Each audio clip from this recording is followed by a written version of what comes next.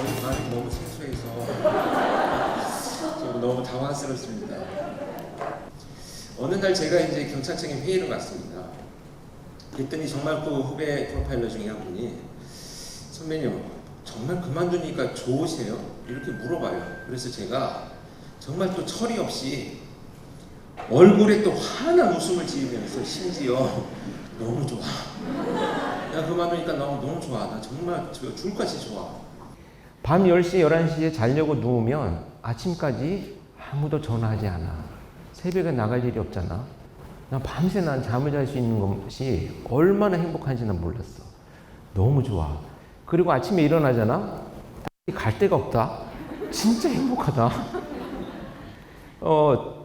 아내한테 잘 눈에만 안 띄면 진짜 행복할 수 있다. 이렇게 그 사각지대가 있더라고요. 집에 보니까. 그쪽에 잘 이렇게 숨어 있어야지 자꾸 눈에 보이면 안 되더라고요. 그런 데만 잘 찾아다니면 진짜 행복할 수 있다. 이렇게 답변을 했는데 후배들의 얼굴이 점점 어두워집니다. 그래서 제가 그 다음 회의를 갔을 때 선생님 지난번에 얘기 들어보니까 정말 행복하다고 하시던데 진짜로 행복하십니까? 그래서 아니야. 현직에 있는 게 제일 행복해. 어떻게든지 그만두지 말고 끝까지 붙어 있어야 된다. 얼굴이 밝아져요. 그래서 제가 느낀 게 선생님들도 아마 여기 이제 좀 연세가 되신 분들 다들 댁에서 자녀와 가족 아내 이 남편분들하고 대화를 나누겠지만 때때로 우리는 살아가면서요 궁금한 걸 묻는 게 아닙니다. 내가 듣고 싶은 답을 물어보는 경우가 사실은 더 많죠. 그래서 상대방을 배려한다라고 하는 것은 어떻게 보면 내 입장에서 자꾸 내가 편하려고 하는 행동일 뿐이지 사실 배려가 아닌 경우가 많습니다. 정말 놀랍게도요. 가족 내에서 일어나는 범죄, 범행의 동기의 첫 번째가 배려 때문에 일어납니다. 나는 내가 이렇게까지 해줬는데 그동안 내가 얼마나 너를 위해서 이렇게 해줬는데 네가 나한테 그럴 수 있어? 이 배신감 때문에 어느 날 끔찍한 일을 벌이기도 하는 것이 배려라는 것입니다. 그래서 저는 배려를 제발 자신의 입장에서 하지 말고 상대방이 정말 원하는 게 뭔지를 찾는 것. 이것이 정말 해야 하는 큰 눈을 뜨는 것과 다를 바 없이 중요한 것이다. 이렇게 생각을 합니다. 제가 대학원에서 이제 강의를 하고 있습니다. 이 석사 과정에 경찰관들도 계시고 수사요원들이 많이 계신데 한 경찰관이 저한테 주례를 좀 써달라고 합니다. 2년쯤 됐는데요. 그래서 내가 지금 주례를 할 정도의 그런 인품이나 나이는 아닌 것 같다라고 했더니 그렇긴 한데 교수님 얼굴은 괜찮은 것 같습니다. 외모는 주례를 할 만한 외모 정도 됩니다. 이게 칭찬인지. 그래서 이제 간곡하게 부탁을 해서 갔습니다. 가서 딱 주례사를 하는데 제가 그런 얘기를 했습니다. 배려를 잘해라. 배려 때문에 가장 많은 싸움이 나더라. 수많은 사건에 가족 내 범죄들이 배려를 잘못해서 싸움이 난다. 그러니까 이제부터 두 분은 자기 입장에서 상대방을 배려하지 말고 상대방의 입장이 무엇인지를 가장 먼저 찾는 것부터 이 결혼 생활을 시작을 해라. 그러면 행복할 것 같다. 그리고 그런 뜻에서 오늘 오신 하객들을 배려하는 뜻에서 주례사를 이만 마치겠다. 이렇게 해서 5분도 안 되는 주례사를 끝냈더니 우레와 같은 박수 소리와 함께요. 지금도 회자되고 있다고 합니다. 그래서 저는 이 오늘 범죄에 대한 말씀을 드리고자 하니 너무 어두워질까봐 범죄가 일어나는 문제나 동기 이런 배경들을 저는 범죄를 희화화할 마음은 추호도 없습니다만 조금 편안하게 말씀드리는 시간으로 시작을 해봤습니다. 악의 마음을 읽는 자들이라는 이제 드라마가 올 초에 나왔습니다. 사실 이 책을 저는 고민을 했습니다. 내가 퇴직을 하면서 대부분 이제 공직에 있던 분들이 나오면 그런 책들을 쓰죠. 내가 라떼 일했어. 범인을 이렇게 잡았어. 우리 형사 선배들 가끔 보면 그런 책들도 쓰시는데 저는 사실 용기가 없었습니다. 왜냐하면 제가 경찰청에서 한 경찰서에서 형사 생활을 한 게 아니고요. 경찰청에서 오랫동안 프로파일러로 근무를 하다 보니까 전국에 있는 살인사건들, 연쇄적으로 일어나는 성범죄나 이런 잔혹한 아동범죄들에 매년 수십 건씩 투입이 되다 보니까 한 경찰서에서 30년을 근무한 경찰관보다 몇십 배 많은 시신과 함께 현장에 있었습니다. 그래서 저는 자신이 없었어요. 이 이야기들을 굳이 쓸 필요가 있겠는가. 그래서 쓰지 않으려고 했습니다. 그런데 이 같이 공동 저자인 고나무 작가가 와서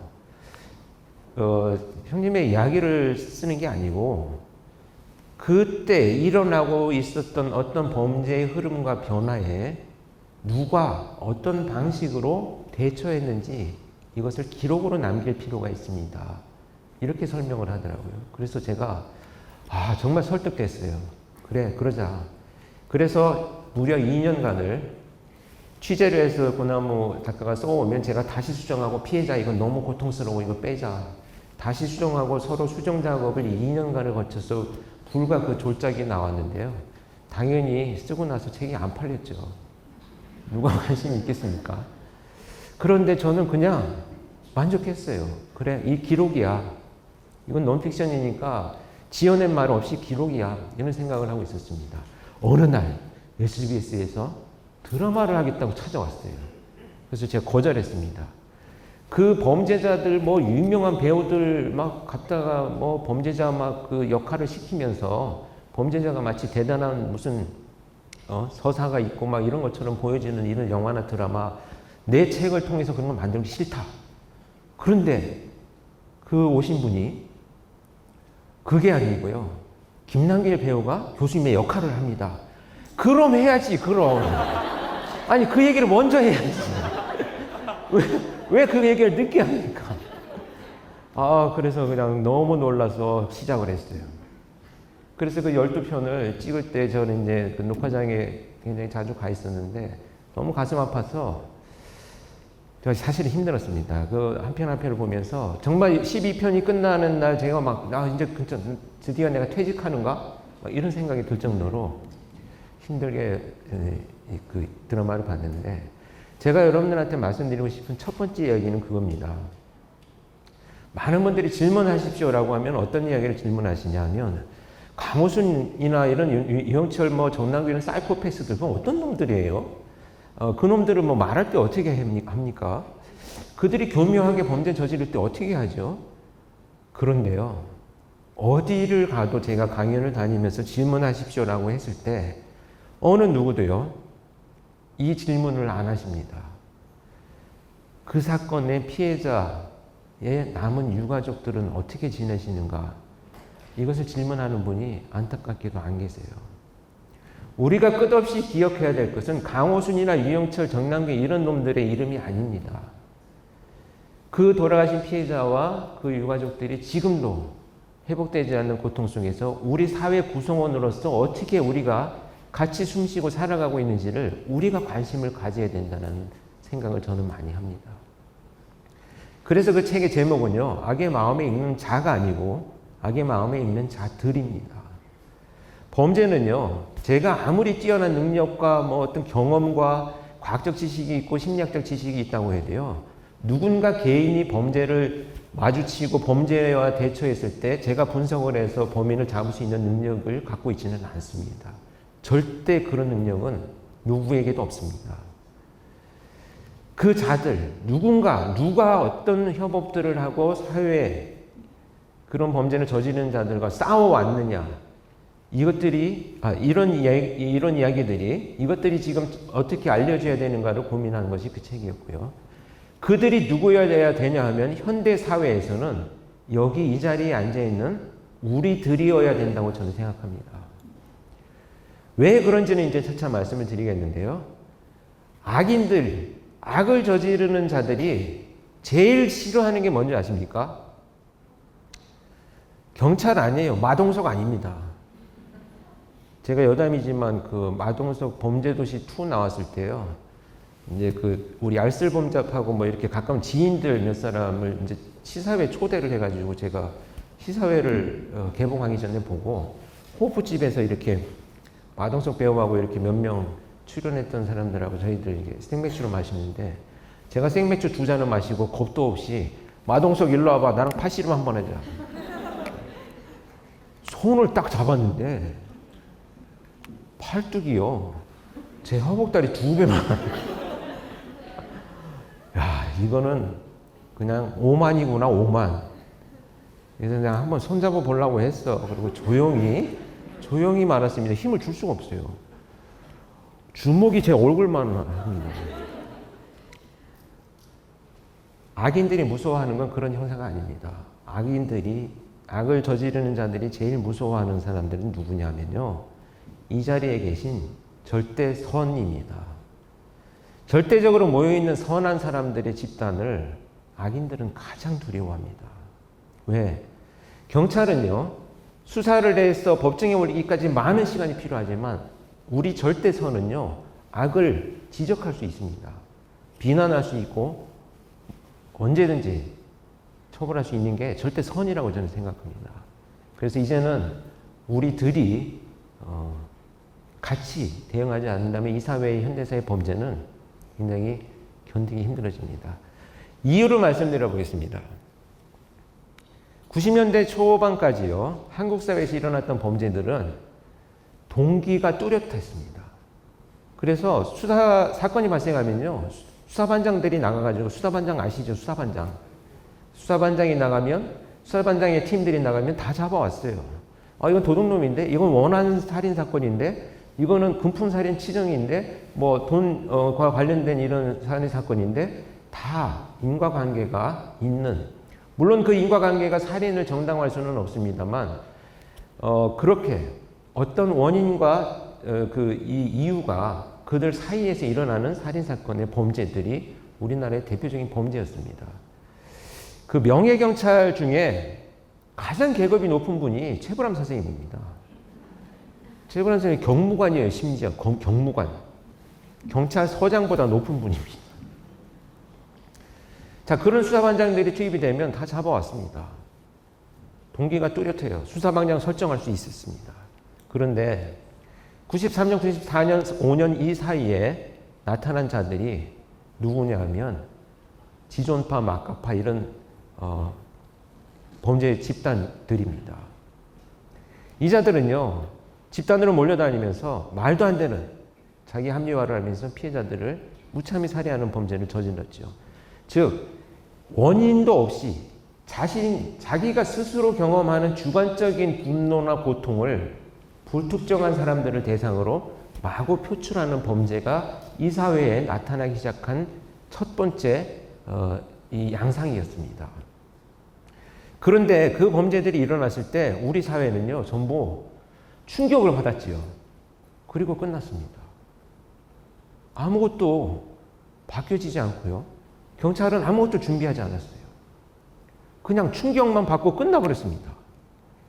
그리고 그때만 해도요, 많은 분들이 정말 저런 일이 어떻게 끔찍하게 벌어지나, 그래도 우리 가족들이 아니어서 다행이다. 마음 한켠에는 이 정도의 생각을 잠깐씩 하면서 우리는 사실 간과하고 넘어갔습니다. 준비하지 않았어요.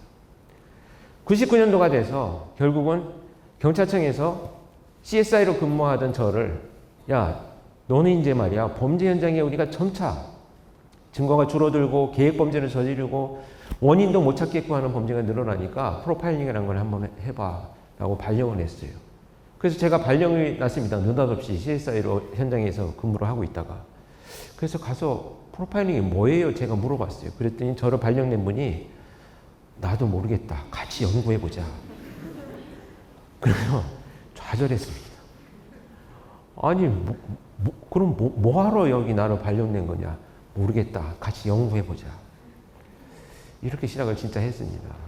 그렇게 시작을 했는데 어떻게 됐습니까? 불과 2년 만에 유영철이라는 범죄자가 등장을 해버렸습니다. 아무것도 준비하지 못하고 있던 저로서도 정말 무력감을 느꼈죠. 이거 도대체 이건 뭐지? 생전 지금까지 보지 못해왔던 사건들인데 이거 도대체 어떻게 해야 되지? 가슴은 탑니다. 매일 저녁. 못 잡고 있으니 또 다른 피해자가 나올 것 같은 이런 이 두려움과 죄책감. 어디 가서 말할 수도 없는 이 죄책감들. 미치겠어요. 밤마다, 저녁마다. 잠을 못 자겠습니다. 그런데 모르겠어요. 정말 답답했습니다. 그 사건을 계기로 정남규 사건 때는 좀 역할을 했고요. 강호순 체포 때도 뭐 역할을 했죠. 겨우겨우 10년을 지냈습니다. 연쇄살인이 3명이 10년을 휩쓸고 지나갔습니다. 여러분들 모두 충격을 또 엄청나게 받으셨죠. 충격을 받고 끝났습니다. 90년대 이미 우리는 지존파 마카파 이런 자들이 나오면서 불특정 다수를 대상으로 하는 개인의 감정을 표출하는 범죄가 일어날 것이라는 것을 우리가 그 시그널을 보았음에도 불구하고 우리는요, 내일이 아닌 것 같아 라고 하고 우리는 간과해버렸어요. 경찰이 할 일이지, 국가에서 책임져야지 간과해버렸습니다. 그런데 2010년까지 그 연쇄살인이 벌어지고 나서 지금 일어나고 있는 범죄는요, 완전히 또 손바닥을 뒤집듯이 바뀌어버렸습니다. 그 2009년에 강호순이 검거된 이후에 약 한 10년 동안 우리 사회가 겪었던 범죄들은요, 묻지마 범죄, 분노 충동 범죄 이렇게 표출되고 있는 범죄들입니다. 이제는 계획을 세우고 돌아다니면서 범죄를 저질러 봐야 금방금방 잡혀요. 그러니까 아무한테나 그냥 화를 내고 저지르는 범죄로 양상이 바뀌어갔습니다. 그런데 불과 3, 4년 전부터 이 모습이 정말 우리가 몰랐던 것이 수면 위로 올라오기 시작했습니다. 그게 뭐냐? 조주빈이랑 같은 자가 나타나서 저질렀던 소위 성착취물을 만든 N번방 같은 이런 성착취물 디지털상에서 일어나고 있는 범죄들입니다. 여러분 사이코패스를 그동안에 살아오면서 한 번씩 보신 분이 계실까요? 우리 집에 있어 이런 분이 있었어요. 우리 직장에 있어 하는 분들이 머릿속에 누군가는 떠오를 수 있는데 갑자기 그분이 사이코패스 맞아요. 네, 네. 사실 사이코패스는요, 여러분 성향입니다. 그래서 우리 다 가지고 있어요. 그런데 우린 정상의 범주 안에 있는 것이고요. 척도가 높으면 위험하다라고 표현합니다. 그러니까 이상심리학에서 나오는 성격 장애나 이런 문제들도 우리는 뭐 강박적인 성향, 또 회피적인 성향, 또 뭐 의존적인 성향 이런 게 다 있잖아요.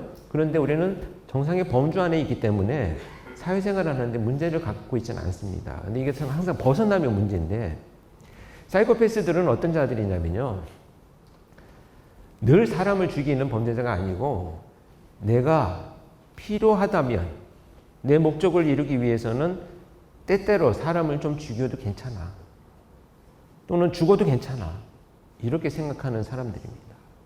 그래서 우리가 위험하다라고 표현을 하죠. 이 자들은 강력범죄보다는요, 경제범죄에 훨씬 더 많습니다. 그래서 보이스피싱이나 사기범죄자들, 한 집안을 홀랑 사기쳐가지고 재산을 다 편취당하고 나면 너무나 좌절한 나머지 일가족이 그냥 견디지 못하고 극단적인 선택을 하고 나면 이놈들은 어떻게 생각하냐면요, 내가 죽으라 그랬나? 자기들이 돈 벌려고 나 같은 사람한테 눈이 멀어서 사기당해서 자기들이 잘못한 거지, 내가 뭐 죽으라 그런 것도 아니고 뭐 내 잘못인가? 이렇게 생각하는 자들이 사이코패스들입니다. 그런데 여러분 어떻게 생각하십니까? 가슴 한켠에 혹시라도 피해자가 그랬을 수 있지 않나? 너무 돈 벌려고 눈이 멀어서 그렇게 돼서 저렇게 확인하지 않고 그런 자기 잘못이 있지 않나? 네, 없습니다. 왜 제가 없다고 말씀드리냐면요, 그럴 의도와 마음이 없는 사람한테 전략적이고 계략적이고, 전략이 아니죠, 완전 계략적으로 접근을 해가지고 그런 마음이 들게 만들어서 사기를 쳐간 이놈이 잘못이지 그 사람이 잘못됐다고 생각을 우리는 하면 안 됩니다. 가해자의 책임이에요. 우리가 보이스피싱이나 이런 범죄 당한 피해자들한테 여러분들 뭐라고 얘기하십니까? 답답하니까 이렇게 얘기를 합니다. 아유, 확인을 했어야지. 확인했으면 그런 피해를 안 당하죠, 당연히. 그거는 안타까우니까 하시는 말씀인데요, 그런 말을 하는 것조차 피해자를 정말 죽음에 이르게 하는 공격입니다. 그걸 확인했어야지. 그렇게 보이스피싱 조심하라는데 그걸 아직도 당하냐? 네, 그 사람은 보이스피싱 당해서 지금 죽을 것 같거든요. 근데 안타깝다라고 하는 나의 배려의 말이 그 사람의 마음을 베고 있습니다. 정말 죽게 만드는 거거든요. 그래서 우리가 범죄는요, 피해자의 원인이 있다라고 생각하는 문제를 빨리 우리가 벗어나야 됩니다. 제가 그런 질문들을 많이 받습니다. 보이스피싱 피해자의 특징들이 뭐예요? 없어요. 가해자가요, 지목해서 내가 이 사람한테 범죄를 저지를 거야. 누구라도 피해를 당합니다. 그 사람들의 특징이 없어요. 뭐 20대 초반에 뭐 직장 생활에 사회 경험이 없는 여성이다, 다 필요 없어요. 다 틀립니다. 가해자가 어떤 인간인가, 이놈들이 왜 범죄를 저지르는가를 연구를 해야지, 우리가 왜 피해자의 특성을 연구를 해야 됩니까? 그렇게 된다면 정말 원인이 피해자들한테 있다는 얘기가 돼버리잖아요. 이런 연구들은 범죄학에서 지금 없어져야 됩니다. 우리가 가져야 될 것은요, 피해자들이 겪는 고통과 그것을 어떻게 나누고 어떻게 회복할 것이냐를 사회가 고민하지 않는다면 내 옆에 은밀하게 다가와 있는 범죄들로 인해서 우리는 누군가 죽어갑니다. 왜냐하면요, 이 N번방 성착취 범죄도 마찬가지입니다. 그 범죄가 일어났을 때요, 피해자들을 비난하는 댓글들이 있었습니다. 그걸 정신이 있는 거야. 도대체 자기 정신이야? 왜 그런 피해를 당해? 네, 어떤 피해냐 하면요, 여러분들이 상상도 못할 수법으로 올가미에 집어넣는 아주 잔혹한 계략입니다.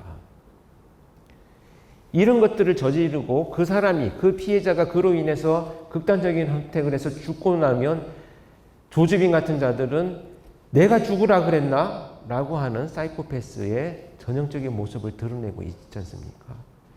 사이코패스들이 저지른 연쇄살인범이요, 디지털로 옮겨오는 것입니다. 그래서 성착취물이 만들어지고요. 어떻게 위협하고 협박하냐면 이런 겁니다. 여러분들 제일 먼저 조심해야 될 것, 첫 번째 제가 강조해서 말씀드리고 싶은 것은요, 강력범죄의 첫 시작점이 뭡니까? 강력범죄 예방하려면 어떻게 해야 됩니까? 질문들 하시는데요. 개인정보의 보호를 철저히 하셔야 됩니다. 이 개인정보는요, 내 이름과 주민등록번호, 주소만을 말하는 게 아닙니다, 여러분. 그 성착취물이나 그루밍을 당하는 초등학생, 중학생 피해 아동들, 청소년들이 어떻게 개인정보가 털리냐 하면요, 6개월, 1년 동안 이놈들이 공을 들입니다. 게임을 하거나 대화를 나누거나 메타버스에 들어와가지고 친한 척 하면서 나이와 신분을 알 수 없죠. 그래서 초등학생, 중학생 애들하고 대화를 나누면서요, 친구가 됩니다. 그러면서 이름 뭐야? 한 달쯤 지나서 친해져요. 학교는 어디 다니니? 또 친해집니다. 제일 친한 친구 이름은 뭐야? 이렇게 6개월, 1년 동안 아버지는 뭐 하셔? 엄마는 몇 시에 들어오셔? 학교 친한 네가 자주 가는 곳은 어디야? 이런 것들을 다 털립니다. 그런데 우리는요, 아이들한테 어떻게 했냐면 너 개인정보 절대 아무한테도 유출하지 마. 안 해요, 아이들이. 그런데 6개월 동안 내가 어디에 살고 무슨 학교 다니고 내 친구의 이름은 뭐고 우리 아버지 어머니는 뭘 하고 있고 몇 시에 들어오고 내가 무슨 색깔과 무슨 음식을 좋아하는지 다 털렸어요. 그래서 우리는 네 개인정보를 털리지 않게 조심해라라고 교육을 할 게 아니고요, 그 어떤 것이 개인정보란다는 것을 알려줘야 됩니다. 그런데 저도 참 요즘 고민이에요. 제가 이렇게 강연을 다니거나 방송 같은 거 하면요, 방송 끝나고 나면 어떻습니까? 작가나 PD들이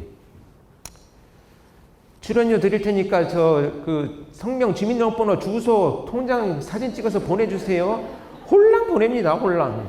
돈 준다는데 안 보낼 수 있습니까? 제발 잘 지워주세요. 네. 그런데요, 사실 그게 얼마나 위험한 행동인지 우리는 모릅니다. 왜냐하면 이자들이 그런 걸 갖고 어떻게 협박을 하냐면요, 오늘 저녁에 네가 시킨 대로 하지 않으면 가서 너를 가만두지 않을 거야 라고 협박하지 않습니다. 시킨 대로 하지 않으면 오늘 너 때문에 너희 부모나 친구나 너의 형제들 누구든 너 때문에 오늘 죽을 수 있어 라고 협박을 합니다. 자, 여러분, 이 협박의 차이점은 뭘까요?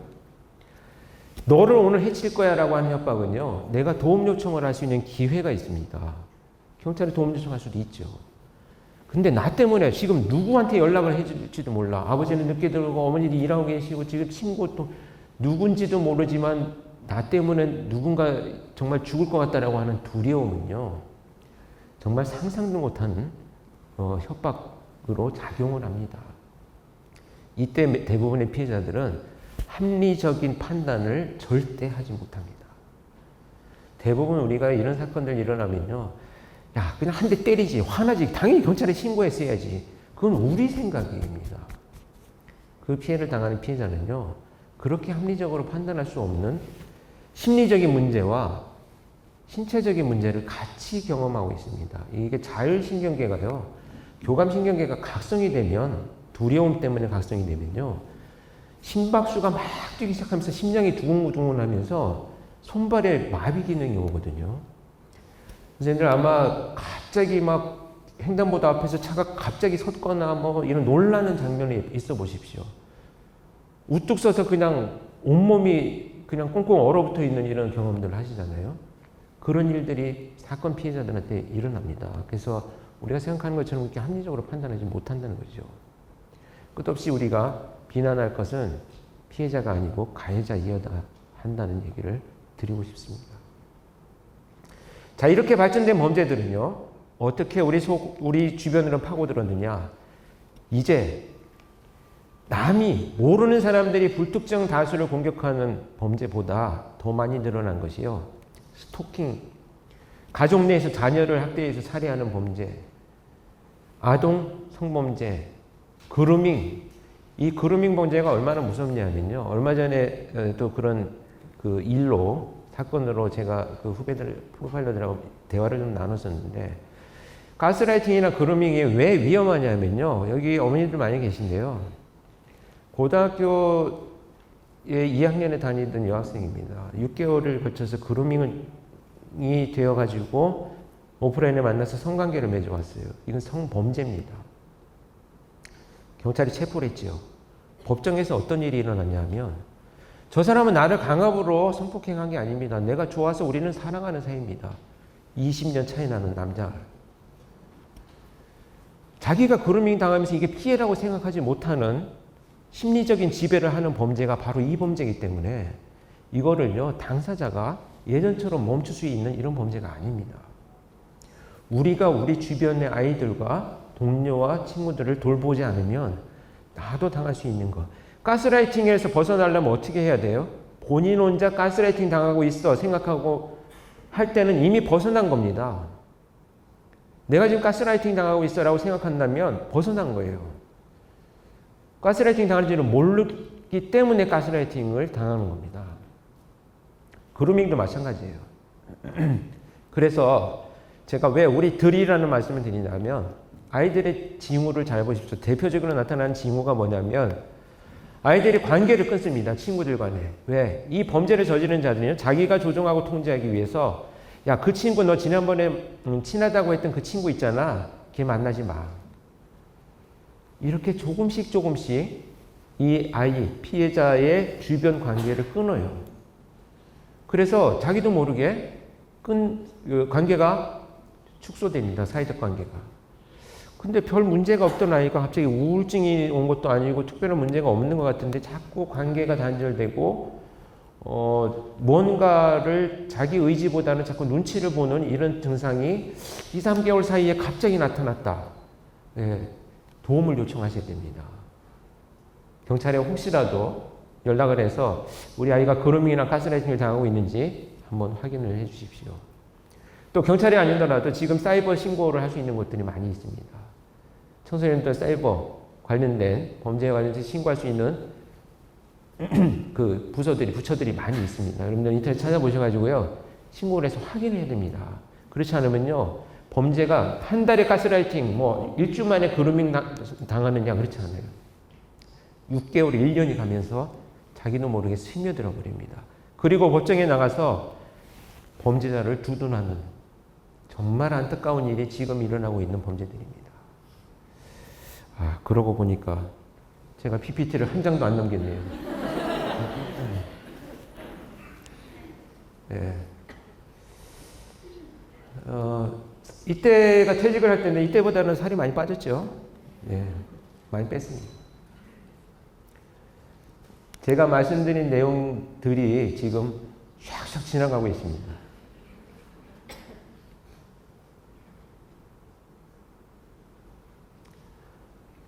네. 이렇게 한 번씩 이렇게 쓱 읽어보십시오. 그런 내용들을 제가 기록을 해놨는데요. 말씀드린 거하고 크게 벗어나지는 않습니다. 아이들이 우리가 보호한다고 하는 것, 그 다음에 강력범죄로부터 보호한다고 하는 것이 일어나고 있는 사건을 빨리 체포하고 빨리 차단하는 것 되게 중요하지만 그 문제의 위에, 바로 위에 무엇을 우리가 차단할 것이냐를 고민하는 것. 이것이 지금 우리들이 해야 되는 일인데요. 예를 들면 저는 이렇습니다. 그렇다면 우리가 선한 우리들이 모여서 뭘 할 수 있지? 네. 이렇게 만약에 범죄와 관련된 사람들, 저는 예를 들면 제가 퇴직을 하면서 고민했습니다. 뭘 할 수 있지? 내가 퇴직하고 나서 직접 현장에서 수많은 사건에 직접 투입되고 그 범죄자들을 만났으니 범죄의 실체를 좀 잘 알려드리는 일을 해야 되겠다 라는 것이 목표였습니다. 그래서 지금 최선을 다해서 그런 역할들을 하고 있는데 돈은 별로 많이 벌리지는 않습니다. 갑자기 그 생각이 왜 났는지 우울해지네요. 그런데 이 범죄를 잘 전달하고 알려드린다라고 하는 의미는 사실은 뭐냐 하면 이런 겁니다. 아동 성범죄를 저지르는 놈들, 이 범죄자들의 특징이 뭐냐 하면요. 사람들한테 뭔가 이렇게 제안하거나 사회적 관계를 형성하는 데 굉장히 미숙하고 실패하는 사람들입니다. 그래서 고립되어 있는 사람들인데 물리적으로 혼자 살면서 고립되어 있는 것이 아니고 심리적인 고립감을 갖고 있는 거죠. 친구들하고 살고 사회생활하고 도심지에 살고 있으면서도 자기 혼자 섬처럼 고립돼서 살아가는 심리를 갖고 있는 사람들이 있습니다. 이런 사람들이 사실은 범죄를 저지를 위험성이 굉장히 높은 고위험군이기도 한데요. 이렇게 고립되어 있는 사람들, 근데 그 사람들의 성장을 왜 그랬냐면 내가 사람들이 뭔가 나한테 이야기하고 대화 나누고 제가 뭔가 제안을 했을 때 거절하고 나도 거절하기도 하고 거절받기도 하는 이런 관계들을 너무 심하게 두려워하는 성향을 갖고 있어요. 그러니까 무슨 얘기냐면 이 사람들이 온순하고 내성적인 사람이 아니고 사람들하고 대하는 방식들을 힘들어하는 사람일 뿐입니다. 그래서 아이들을 대상으로 거절하지 않고 내가 지시하는 대로 따르는 이 아이들을 대상으로 범죄를 저지르는 아주 비열한 놈들이거든요. 그래서 이자들의 범행을 보면 1km, 2km, 3km, 막 5km, 10km 전국 돌아다니면서 아동을 대상으로 성범죄 저지르지 않습니다. 우리가 언론을 통해서 알게 된 아동 성범죄 지금도 검색들을 해보시면요. 다 동네 사는 범죄자들입니다. 조두순 그랬죠. 고종석이 무슨 제주의 어린 나이 사건, 제가 경험한 수많은 사건들이 다 바로 집 주변에 사는 동네 놀이터에서 아이들을 유인해서 범죄를 저질렀습니다. 그런데요, 우리 법이 어떻게 되어 있냐면, 이제 와서 조두순의 그 음주가 어떤 심신미약이나 이런 얘기는 생략하겠습니다. 드리고 싶은 건 뭐냐? 법이, 출소하고 나서 그 사건, 당해 사건 피해자의 100m 이내에 접근을 금지하고 있습니다. 접근 금지 당연히 해야 되죠. 그런데 집이 50m 안에 있어요. 출소한 범인의 집이 50m 안에 있으면 집을 이사 가라고 하는 법은 없어요. 이게 무슨 만든 법입니까? 그러니까 범죄자들, 아동 성범죄를 저지르는 범죄자들의 특성을 아무도 고려하지 않고 그냥 100m 안에 접근하지 마. 근데 집이 여기면 어떡하지? 그건 난 모르겠어. 이렇게 만드는 법들을 우리가 제안을 하고 그 기원을 해서 우리가 바꾸자고 해야 됩니다. 누가 하겠습니까? 결국은 출소하고 나면 피해자들이 도망치듯이 이사를 해야 되는 이런 법을 빨리 고쳐라라고 주장하고 알리고 그런 마음들을 공유하고 힘을 모아가지고 바꾸고자 하는 것이 우리들이어야 된다고 저는 생각합니다. 왜냐하면 가스라이팅, 그루밍이라고 하는 범죄 지금까지 여러분들한테 설명드렸지만 이게 법률 용어입니까? 아닙니다. 세 자매가요. 성인이 된 세 자매가 자기 어머니를 8시간 동안 때려서 결국은 어머니가 사망했습니다. 경찰이 조사를 해봤더니 2년간 그 어머니의 지인, 이 아이들도 알고 있는 그 지인, 알고 있는 여성으로부터 가스라이팅을 지속적으로 당했어요. 오늘 밤에 혼내야 돼. 더 때려. 혼내줘. 이런 문자가 계속 왔습니다. 당연히 체포했죠. 이 실행한 딸들은 다 살인죄로 체포가 됐습니다. 그러면 그렇게 만든 가스라이팅을 한 이 사람, 살인죄로 체포가 되었어야 되죠. 그렇죠. 그런데 죽이라는 말이 없었기 때문에 판사가 살인을 교사하지는 않았다 라고 해서 2년 6개월의 형을 받고 그냥 출소를 해버렸습니다. 법률 용어가 아니에요. 가스라이팅. 자, 그렇다면 우리가 이제는 어떻게 해야 됩니까? 스토킹 범죄가 20년을 끌어왔듯이 계속 끌고 가면서 피해만 입을 게 아니고 우리들이 모여서 그런 피해들에 대해서 자꾸 수면 위에 올리고 이야기를 나누고 주변에 누가 피해를 당하고 있는지, 제가 왜 갑자기 요즘 말이 없어지고 누군가의 눈치를 보는지 이런 것들을 살펴봐야 돼서 살펴보면서 서로 같이 서로를 보호할 수 있는 기회들을 만드는 것이 지금 범죄에 대처하는 가장 큰 방법이다. 두 번째, 개인정보 보호, 뭐 이런 것들 기본적으로 지켜야 되는 것들에 대해서 우리가 간과하면 안 되겠다, 이런 말씀을 꼭 드리고 싶습니다. 네. 제가 오자마자 시작해서 계속 말씀을 드렸는데 모두들 이렇게 집중하고 도와주시고 공감을 해주셔서 너무 고맙습니다. 제가 이 범죄 얘기를 하다 보니까 너무 흥분을 해가지고요. 자꾸 이놈 저놈 이렇게 하게 되는 게. 괜찮습니다. 죄송합니다. 제가 그렇다고 하면 이분들이라고 할 수는 없지 않습니까? 선은 악을 분명히 때려잡을 수 있는 힘이다. 이렇게 저는 생각합니다. 강연 내용을 좀 마무리를 하고요. 여러분들께서 이제 궁금하신 게 있으면 질문을 좀 받고요. 질문을 좀 받고 답변을 드리면서 조금 일찍 마무리를 하고요. 사진 찍으실 분 또 사진도 찍으시고 시간을 만들도록 하겠습니다. 질문 있으신 분은 말씀을 해주십시오. 네, 안녕하세요. 평소에 맨날 그것이 알고 싶다 이런 거 맨날 보고 이제 네. 그거 항상 교수님도 배워왔었고요.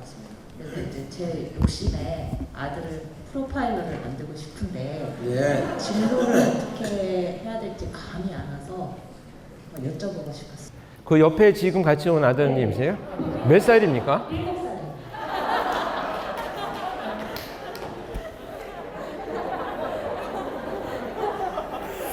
7살입니다. 프로펠러가 계속 하늘에 남은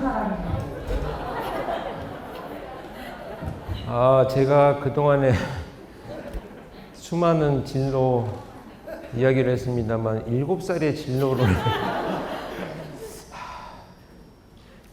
뭐라고 답변을 드려야 될까요? 일단 열심히 공부해서 중학교를 가거라. 더 열심히 공부해서 고등학교를 가고 대학에 갈 때 선생님하고 다시 얘기하자.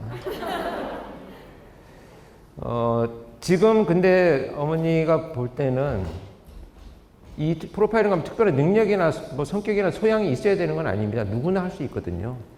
그래서 너는 이런 사람으로 자라야 돼. 그래야 훌륭한 프로파일러가 될 수 있어라고 정의하지 말으셨으면 좋겠어요. 프로파일러는요, 경찰관들 중에서도 영혼이 정말 자유로운 사람들이거든요. 기존의 수사 방식으로 오랫동안 전통적으로 내려오는 수사 기법으로 해결 안 되는 것을 해결해야 되기 때문에 영혼이 자유롭지 않고 폐쇄적이고 집단의 어떤 원하는 모습들을 닮아간다면 사건 해결 안 됩니다. 그래서 자유로운 영혼으로 키우시는 것이 훨씬 더 훌륭한 프로파일러가 될 수 있는 기회가 됩니다. 정말 아드님이 되게 중요한 얘기를 했는데, 이 프로파일러가 처음에 제가 나오니까 제가 어딘가 경찰 수사 연수원 밑에 가게집이 하나 있는데 그분이 저보고 파일럿이 그런 것도 해요? 이게 무슨 말인가 했더니 파일럿 중에 프로라서 프로파일럿인 줄 알고, 저는 오래 해서 프로파일러고 후배들은 아마추어라서 아마파일럿 이렇게 농담을 하고 말았습니다만, 지금은 아마 프로파일러가 다들 아실 거예요. 프로필을 하는 사람. 혹시 CSI는 다 아시죠? CSI가 어떤 영어 단어의 머리 글자인지 아시는 분 계시나요? 네. 정답입니다. 네. 정답입니다. 많이 아는 분이 많지 않으세요. 대부분 과학수다니까 크라임, 사이언스인가? 사이언티픽인가? 뭐 이 정도로 생각을 하시고요. 그럼 I는 뭐지? 이렇게 얘기를 하시는데 크라임 씬입니다. 크라임 씬. 범죄 현장에 나가는 인베스티게이션 조사관이거든요. 그래서 범죄 현장에 나가는 조사관이 CSI고요. 국립과학수사연구소에 있는 요원들이 과학수사를 하지만 부검도 하고 감정도 하지만 CSI라고 하지 않아요. 연구원들이라고 합니다. 프로파일러도요. 범죄 현장에 나가는 요원이기 때문에 프로파일러라고 하고 범죄 심리학을 연구하는 분은 프로파일러가 아니고 현장에 투입되지 않기 때문에 범죄를 연구하는 범죄 심리학자라고 합니다. 그래서 프로파일러와 범죄 심리학자는 역할이 달라요. 살인 범죄자의 심리를 연구합니다. 학자들이. 그럼 그 연구된 내용을 지금 발생한 살인 사건에 투입을 해서 적용을 해서 범인을 체포하는 데 쓰는 사람들이 프로파일러입니다. 그래서 다른 일들을 하죠. 그리고 협업을 합니다. 그래서 여러분들 알고 계시는 몇몇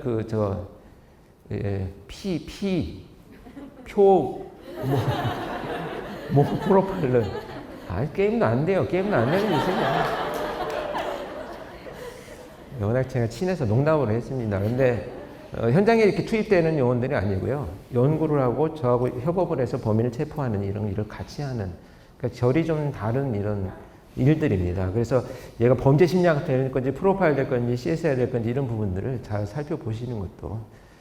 근데 아직 7살이라. 또 질문 있으신 분? 네. 네. 안녕하세요. 저 광주에서 온 나원우라고 합니다.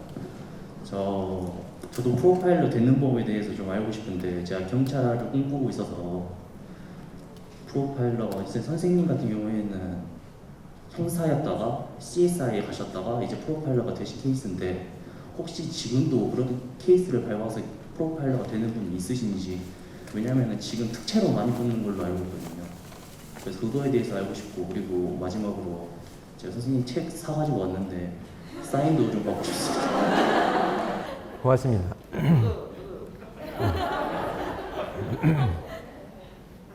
파이팅! CSI가 이제 프로파일러가 되는 방법은 두 가지가 있습니다. 일반 경찰로 입문을 해서 이제 지구대 또 이렇게 그 여러 경험들을 거쳐서 프로파일링 팀에 가는 경우가 있고요. 가능은 합니다. 근데 시간이 많이 걸릴 수 있습니다. 물론 프로파일러로 경력 채용이 된다고 하더라도 프로파일링 팀에 바로 갈지는 아직은 미지수입니다. 왜냐하면 기존 요원들이 근무를 하고 있고요. TO가 공간이 생기지 않으면 뽑혔다고 해서 계속 사람을 거기다가 배치하지는 않습니다. 그런데 제가 드리고 싶은 제안은 수사를 해보고 지구대라든지 또는 이런 어떤 CSI라든지 이런 근무를 최소한 10년 동안 혼자 계획을 세워보십시오. 나는 3년 동안 CSI만 할 거야. 왜? 하다 보면요.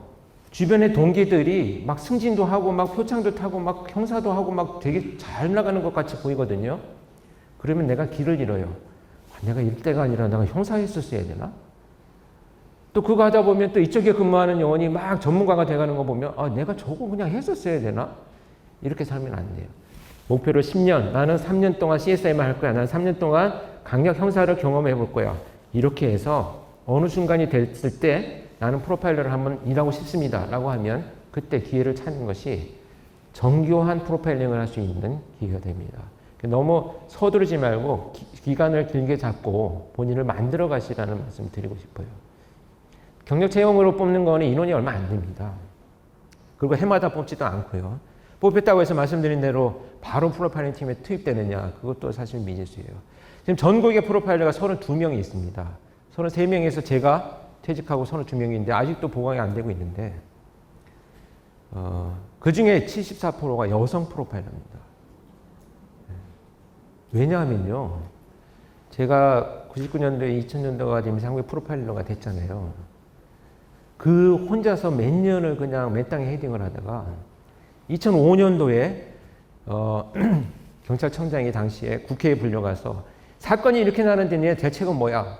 예, 심리학을 전공한 분들을 우리가 뽑겠습니다. 15명 TO를 받았어요. 자, 이제 15명이니까 남녀 TO를 어떻게 구분할 거냐? 그래서 제가 그랬습니다. 이거 사람 잡는데 무슨 남녀 비율 TO가 필요합니까? 성적순으로 하시죠. 성적순으로. 그랬더니 15명 중에 절대 다수가 여성이었습니다. 그래서 여성 뽑은 거예요, 그냥. 근데 다 자기 역할들을 합니다, 지금. 전국에 제가 있을 때도요, 투입되면서 같이 며칠씩 밤새고 같이 다 현장에 투입되고요. 심지어 이렇게 임신을 해서도 현장에 나오기는 제가 직무 명령을 했었어요. 팀장이 명령이다. 너는 이제 다음 주부터 이제 현장 나오지 마. 그럴 정도로 열정적이고 또 역할 수행해내고 저는 그렇게 생각합니다. 그게 무슨 뭐 남녀 비율이 왜 필요하지? 그런 마인드를 왜 가져야 되지? 그런 것들이 새로운 것들입니다. 그냥. 욕은 좀 먹긴 했는데요. 왜 욕먹었냐면 그렇다면 교육이나 뭐 이런 것들을 어떻게 할 거야? 그걸 왜 나보고 그러냐?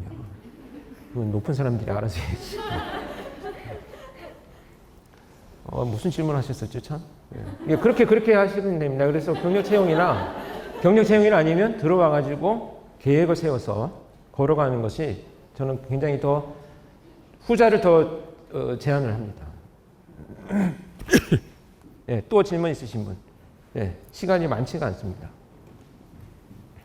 악의 마음을 읽는 자들 책을 읽었는데요.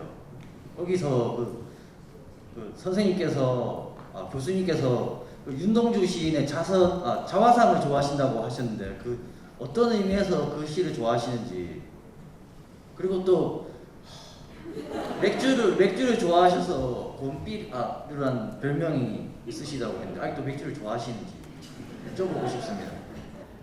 사람이 안 변합니다. 사람이 안 변하죠. 저는 그 두 가지 답변을 이렇게 말씀드릴 건데요. 자화상이라고 하는 시는 여러분들 이제 각자의 주관적인 어떤 의미들을 갖고 있으시죠. 그 자화상을 보면 이렇게 그 한 사나이가 그냥 자기가 비춘 우물에 비친 자기 모습이 너무 밉고, 근데 그 당시 윤동주 시인은 뭔가 할 수 없는 어떤 분노와 무력감, 이런 어떤 그 자기 조국에 대한 어떤 이런 여러 가지 감정이 있었겠지만 저도 그랬습니다. 내가 이걸 그만두고 싶다. 나도 다른 경찰관들처럼 이거 안 보고 살아도 되지 않겠냐. 내가 왜 새벽마다 나가서 시신을 이렇게 끔찍한 장면을 계속 보고 내 손으로 만져야 되는 일들을 하는가. 가다가 보면 다시 그렇지 내가 갈 곳이 살 곳이 여기구나 하고 또 돌아오는 이런 모습들을 투영을 해봤고요. 삐로는 왜 제가 맥주를 좋아하게 됐냐면 여러분들 아마 질문하실 분 중에 그러신 분 계실 겁니다. 이게 그동안 그런 스트레스는 어떻게 해소했느냐. 소맥이 최고입니다. 소맥이. 그런데요. 여러분 사람으로 인한 상처는요. 사람이 가장 중요한 치료제입니다. 제가 아까 우리 프로파일러 여성 후배들 많이 계시다고 했잖아요. 저는 이렇게 만약에 군산이 적절하지가 않네요. 군산에는 사건이 없는 곳이죠. 아주 좋은 곳입니다. 뭐 도시에 사건이 발생했다 그러면 저는 경찰청에서 큰 권한을 가지고 명령을 받습니다. 만약에 부산에 가, 뭐 광주에 가 이러면 인사권을 줘요. 네가 필요한 요원들은 다 불러서 써. 아주 막대한 권한이죠. 그러면 제가 현장에 가서 이거 아동, 그다음에 뭐 이런 뭐 매장, 뭐 지리적 프로파일링 막 이런 거 필요하면 전국의 그 특징적인 분야들을 잘 경험하고 연구한 요원들을 제가 다 불러요. 그렇게 해서 합동 분석회의를 하면 빠르지 않습니까? 그렇게 해서 이제 묻어가는 거죠, 저도. 회의를 하고 끝나고 나면 3일, 4일을 매일 밤새입니다. 그리고 나서 브리핑 끝나고 나면 집에 가야 되는데 여러분들 그런 경험이 있으실 거예요. 너무 피곤해서 집에 가면 내가 쓰러져서 진짜 잘 것 같아. 그런데 잠이 안 오는 날이 있습니다. 며칠 동안 온몸이 각성돼 있어갖고요. 자율신경계, 교감신경이 이게 내려오지가 않거든요. 부교감신경이 막 소화액도 나오고 뭐 잠도 잘 오고 눈도 침도 나오고 막 이런 나의 몸을 유지하기 위한 부교감신경계가 막 활성화되어야 되는데 싸우는데 교감신경계에 막 피를 보내고 있다 보니까 얘네들이 멈추어 있는 거예요. 나는 지금 필요 없잖아. 그래서 온몸이 망가지고 있습니다. 제가 퇴직한 것도 혈관이 막 막히고요. 뭐, 이 빠지고 뭐, 아플 건 다 아파봤어요. 그래서 죽겠다 싶어서 그만뒀는데, 어찌됐건 그런 문제가 생기죠. 그래서 그때 딱 끝나고 나면 터미널이나 역에서 해산하지 않습니다. 맥주 한 잔씩 먹고 가야 돼. 근데요, 이게 술을 먹자는 게 아닙니다. 이거 나 혼자 여기 있었던 거 아니잖아. 너도 같이 있었지. 우리 같이 며칠 동안 힘들었잖아. 이렇게 겉으로 그 사건 이야기를 하지 않지만 마음속으로 그래 우리 같이 있었지. 우리 다 같이 있었잖아. 우리는 동료잖아. 나도 너 의지했어. 너도 나 의지하고 있었지. 이 얘기를 마음을 나누고 있는 시간입니다. 이럴 때요. 뇌에서 세로토닌이 막 이렇게 나와서 그래 나는 외로운 사람이 아니야. 내 동료들이 같이 있잖아. 이런 생각을 가지고 이 교감신경계가 내려가기 시작을 해요. 그래서 처음에는 후배들이 얼마나 쟤를 원망스러웠겠습니까? 며칠 밤새고 지금 집에 가서 자고 싶은데 맥주 마시고 가야 돼. 입이 대빨이 나가지고 심장이 뭐 어쩌고 한 1년 지나고 나니까 자기들이 이제 못 견디겠는 거예요.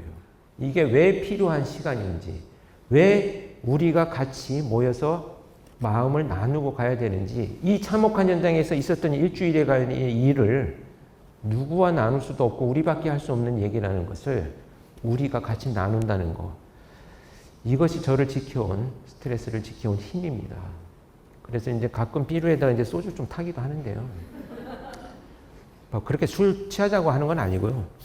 어쨌든 그런 사람으로 서로 치유를 하는 기회들을 많이 만들어서 삐루라는 별명이 생겼습니다. 근데 퇴직하고 나니까 이렇게 같이 술 마실 사람 없어서 집에서 이렇게 혼술 먹다가 맨날 혼나고 뭐 이상하게 왜 이렇게 혼이 나고 사는지 모르겠어요. 가스라이팅을 당하고 있는 거예요. 그러니까 아무 일도 안 해도 혼나요. 그러니까 뭘 해서 혼나는 게 아니고 이상하게 화가 나 있어요. 안 보여야 되는구나 이런 생각을 합니다. 마지막 한 분 질문 받고요. 마무리하겠습니다. 저기 먼저 선생님 드신 분 한 분 계신데요. 아니면 지금 두 분 더 계신데 빨리 간략하게 제가 답변 드리고 짧게 말씀드리겠습니다. 네.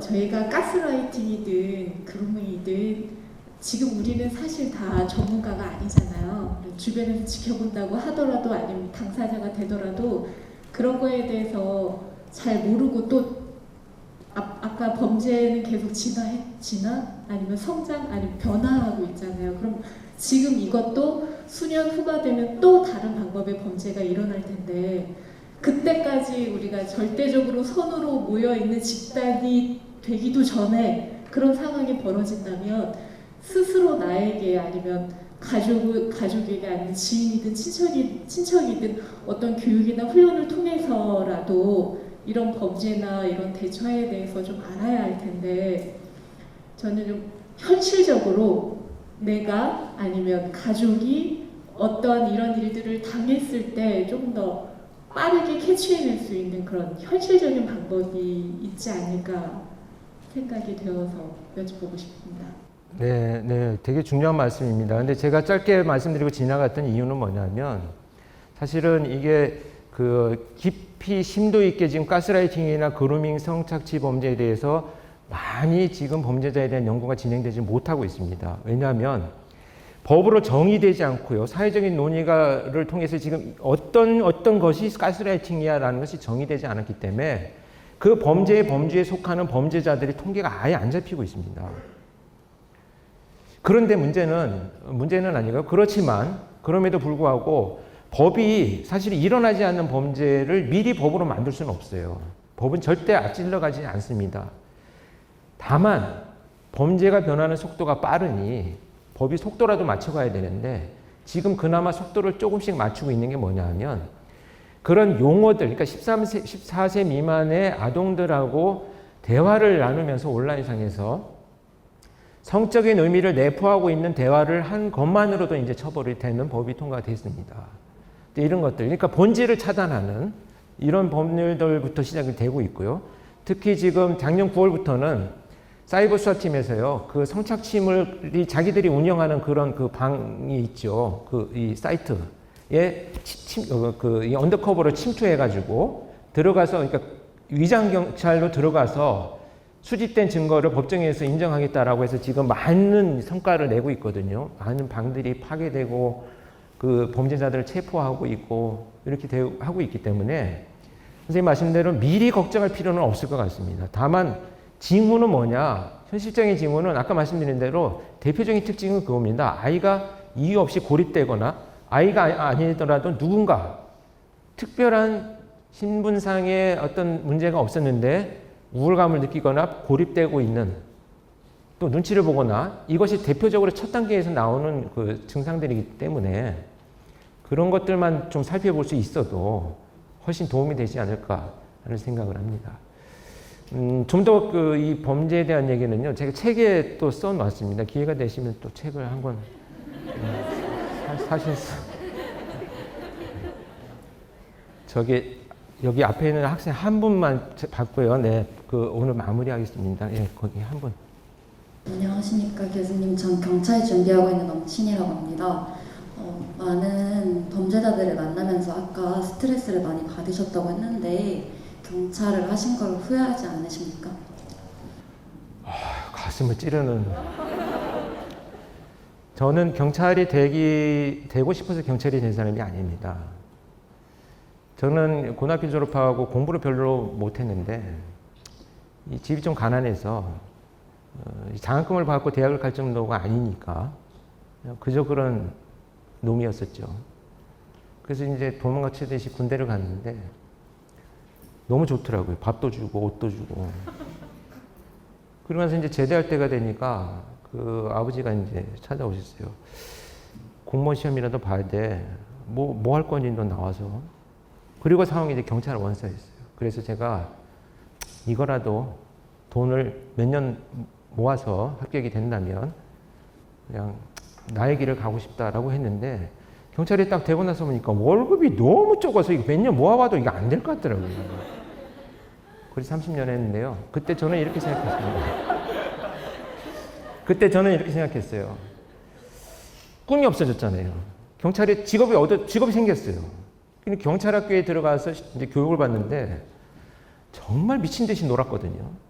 왜? 1등한 경찰이나 꼴등한 경찰이나 이게 무슨 의미가 있지? 제복을 입고 나와서 시민들이 보면서 쟤는 1등한 경찰이야, 쟤는 꼴등한 경찰이야 이런 거 모르잖아요. 그래서 그냥 미친 듯이 놀았어요. 꿈도 없이 미래도 없이. 경찰이 됐구나. 그렇게 놀았는데 졸업할 때 보니까 내 뒤에 20명이 더 있더라고요. 그래서 난 신비로웠어요. 니네 뭐하고 놀았냐 도대체. 와, 난 진짜 니네가 부럽다 야. 그 20명이 지금도 강력 반장들, 과장들 하고 있어요. 범죄와의 전쟁을 아직도 하고 있습니다. 성적과 범죄자를 때려잡는 건 무관하더라.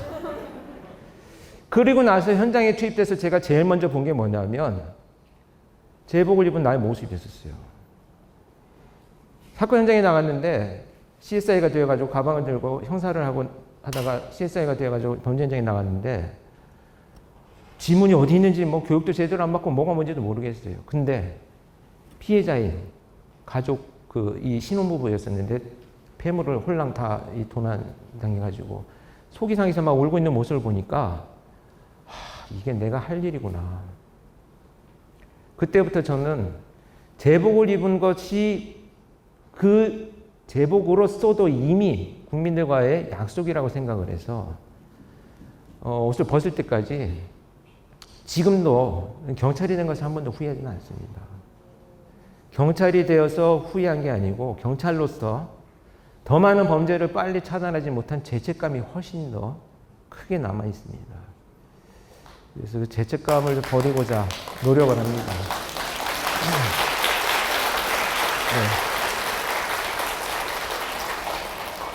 네, 여러분 이제 시간이 많이 지나서요. 제가 이제 또 여기 가야 되고 해서 오늘 너무 안타까운 시간을 마무리해야 되겠습니다.